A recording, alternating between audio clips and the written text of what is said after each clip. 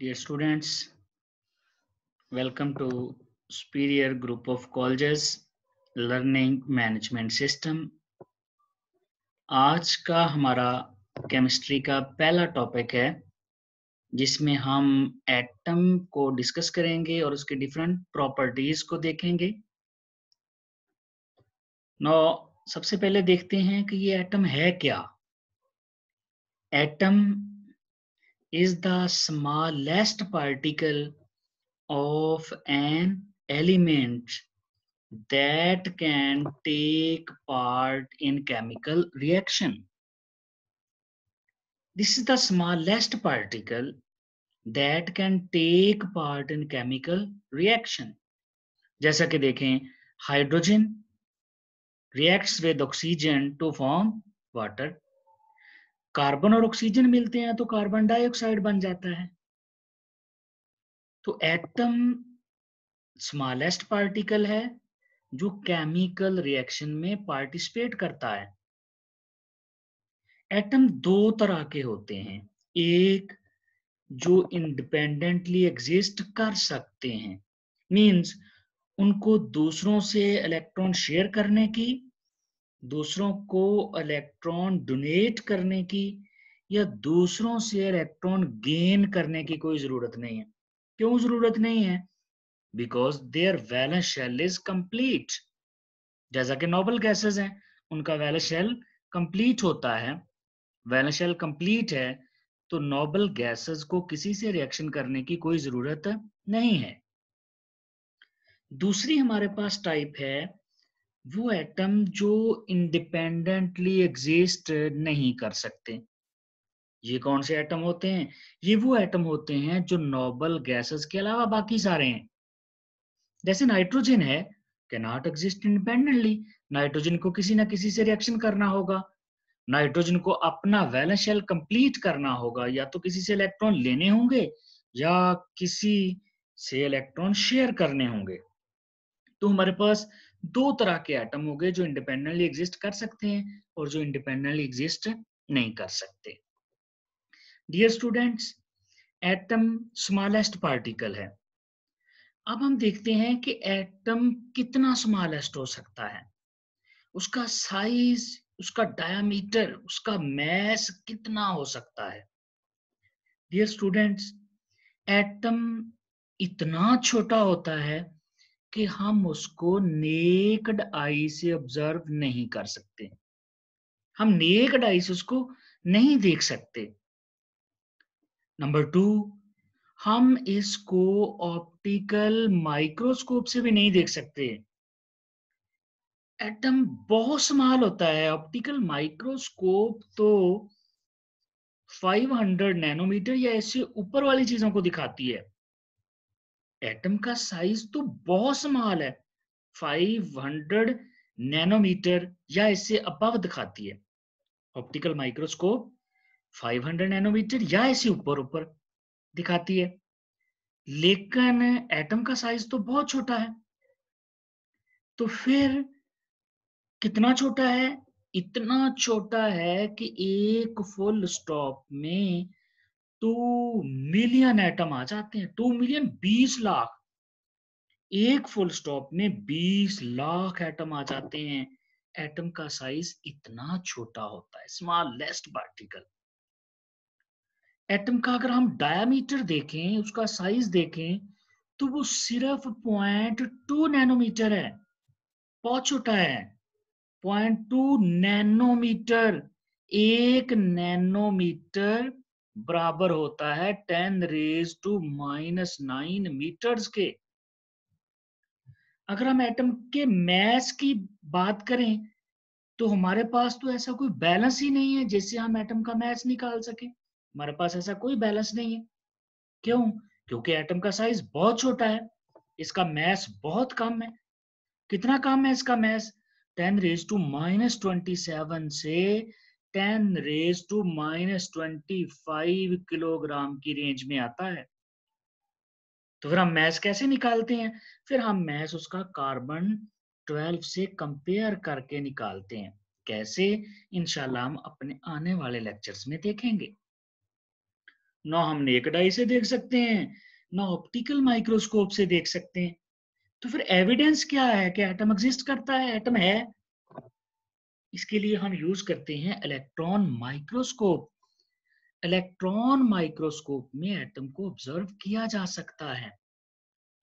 Electron microscope जैसे scanning electron microscope है, जैसे ट्रांसमिशन इलेक्ट्रॉन माइक्रोस्कोप है। इलेक्ट्रॉन माइक्रोस्कोप में जब ग्रेफाइट को देखा गया, ग्रेफाइट क्या है? ग्रेफाइट कार्बन की एलोट्रॉपिक फॉर्म है।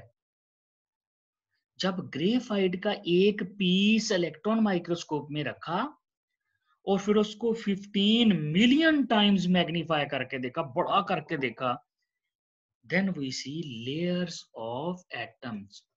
These are the layers of graphite atoms. तो हम इलेक्ट्रॉन माइक्रोस्कोप में इलेक्ट्रॉन को ऑब्जर्व कर सकते हैं। क्यों? क्योंकि हम इलेक्ट्रॉन माइक्रोस्कोप में जो सोर्स यूज करते हैं वो बीम ऑफ इलेक्ट्रॉन है। बीम ऑफ इलेक्ट्रॉन है जिसकी वजह से ऑब्जर्व हो जाता है, क्योंकि उनकी अपनी वेवलेंथ इंतहाई शॉर्टर होती है। डियर स्टूडेंट्स, एटम के बारे में ग्रीक फिलोसोफर का आइडिया, ग्रीक फिलोसोफर का क्या ख्याल था कि मैटर को डिकम्पोज किया जा सकता है। मैटर, मैटर क्या है? Matter anything which has mass and occupies space, which has mass and occupies space is called matter. Matter को ब्रेक किया जा सकता है। ग्रीक फिलोसोफर कहते हैं, ग्रीक फिलोसोफर कहते हैं कि मैटर को ब्रेक कर सकते हैं। याद रखिएगा, ग्रीक फिलोसोफर का सारा काम थ्योरेटिकल था, प्रैक्टिकल बेस नहीं था, सारा थ्योरेटिकल था। तो उन्होंने कहा मैटर को तो आप ब्रेक कर सकते हैं, बार बार ब्रेक कर सकते हैं, लेकिन अल्टीमेटली आप एक ऐसी स्टेट पर पहुंच जाएंगे, एक ऐसी स्टेज आ जाएगी जिसको फर्दर ब्रेक नहीं किया जा सकता। उस स्टेज को एक ग्रीक फिलोसोफर डेमोक्रेटस ने एटोमॉस का नाम दिया। अब एटोमॉस लास्ट स्टेज है, मैटर ब्रेक करते जाए, मैटर आप बार बार ब्रेक कर सकते हैं। कब तक? जब तक कि आप एक एटोमॉस तक नहीं पहुंच जाते। अब डेमोक्रेटस ने एटोमॉस ही क्यों कहा उस स्टेट को जो फर्दर ब्रेक नहीं हो सकती? क्योंकि डेमोक्रेटस ग्रीक था और ग्रीक में एटोमॉस का मतलब होता है इनडिविजिबल, जो फर्दर डिवाइड ना हो सके, जो फर्दर ना टूट सके। बाद में जो एटोमॉस है उसी से ही वर्ड एटम बन गया, आजकल हम उसको एटम कहते हैं। ये वर्ड एटोमॉस से है, जो कि ग्रीक है, डेमोक्रेटस ने यूज किया, जिसका मतलब होता है इनडिविजिबल। नेक्स्ट है, जो एटम है उसके अंदर पार्टिकल्स कितने हैं? एटम में मोर देन 100 पार्टिकल्स हैं। एटम में मोर देन 100 पार्टिकल्स मौजूद हैं, जिनमें से 3 पार्टिकल्स इलेक्ट्रॉन, प्रोटॉन और न्यूट्रॉन, इनको फंडामेंटल पार्टिकल्स कहते हैं। They are called fundamental particles because they make up most of the mass of an atom. Dear students, ये जो प्रोटॉन और न्यूट्रॉन है फंडामेंटल पार्टिकल्स में से, ये होते हैं न्यूक्लियस में। जैसा कि आप रेड कलर में देख सकते हैं प्रोटॉन और ग्रीन में न्यूट्रॉन। प्रोटॉन और न्यूट्रॉन होते हैं न्यूक्लियस में, जबकि इलेक्ट्रॉन रिवॉल्व कर रहे होते हैं उसके ऑर्बिट्स में। तो एटम में भी मोर देन 100 पार्टिकल्स मौजूद हैं। नेक्स्ट, एटम को फर्दर डिस्क्राइब करने के लिए जॉन डाल्टन ने एटॉमिक थ्योरी दी। जॉन डाल्टन एक इंग्लिश केमिस्ट था, उसने एटॉमिक थ्योरी प्रोपोज की। एटॉमिक थ्योरी क्या है? एटॉमिक थ्योरी है कि all matter is made up of atoms. Everything is made up of atoms, whether it is living or non-living. हर चीज atom से बनी हुई है। फिर हर चीज की प्रॉपर्टीज डिफरेंट क्यों है अगर हर चीज एटम से बनी हुई है? क्योंकि एटम डिफरेंट एलिमेंट्स के होते हैं। All matter is made up of atoms of different elements that differ in properties. जैसे देखें, वाटर है तो उसमें हाइड्रोजन और ऑक्सीजन है। कार्बन डाइऑक्साइड है तो उसमें कार्बन और ऑक्सीजन है। प्रॉपर्टीज बिल्कुल डिफरेंट होगी। क्यों डिफरेंट है? Because atoms are different. तो all matter is made up of atoms of different elements which differ in properties। ये डाल्टन की एटॉमिक थ्योरी का बेसिक पोस्टुलेट है। डियर स्टूडेंट्स, ये शॉर्ट क्वेश्चन भी आ चुका है पास्ट पेपर में कि what is the basic postulate of Dalton's atomic theory. Dear students, देखें, हमारे पास एक ऑक्सीजन का एटम है और दो हाइड्रोजन के एटम है। ये मिलते हैं तो एक वाटर का मॉलिक्यूल बनता है। ऑक्सीजन के एक एटम का मास कितना है? 16 AMU। हाइड्रोजन के दो एटम का मास कितना है? 2 AMU। अब देखें, 16 ये है, 2 ये है, तो टोटल वाटर के मॉलिक्यूल का मास 18 बनेगा। क्यों? जितना मास रिएक्टेंट का होता है उतना ही प्रोडक्ट्स का मिलके बनता है। 16 + 2 18। According to law of conservation of mass, mass can neither be created nor destroyed, but it can be changed from one form to another form। अब चेक कर सकते हैं, ऑक्सीजन हाइड्रोजन मिला के mass 18, प्रोडक्ट का mass भी 18। This is according to law of conservation of mass। Dear students, last में है जैकब बर्जीलियस की कंट्रीब्यूशंस। जैकब बर्जीलियस ने दो काम किए। एक, एलिमेंट्स के सिंबल डेवलप किए। जैसा कि देखें, हाइड्रोजन का सिंबल H है। इसने कहा कि एलिमेंट जो उसके नाम का फर्स्ट अल्फाबेट होगा वो कैपिटल लेटर में देंगे तो वो उसका सिंबल बन जाएगा। लेकिन अगर कोई दो एलिमेंट, तीन एलिमेंट एक जैसे अल्फाबेट से शुरू हो रहे हैं, जैसे हाइड्रोजन, हीलियम, दोनों हाइड्रोजन से शुरू हो रहे हैं, तो फिर उसने कहा कि आप दूसरे वाला लेटर भी यूज कर सकते हैं, अल्फाबेट यूज कर सकते हैं। जैसे हाइड्रोजन को H से और हीलियम को HE से लिखते हैं। नाइट्रोजन N, नियोन भी N से है, तो हम क्या करेंगे? दूसरे वाला अल्फाबेट यूज कर लेंगे। नाइट्रोजन का N बड़ा है, नियोन का भी N बड़ा है, लेकिन E छोटा है, स्मॉलर लेटर्स में है। तो ये सिंबल दिए। इसने इस तरह सिंबल्स का एक सिस्टम डेवलप करके केमिस्ट्री को बहुत आसान बना दिया। क्योंकि अगर आप इससे पहले वाले सिंबल चेक करें जो कि जॉन डाल्टन ने दिए, ये बहुत मुश्किल थे।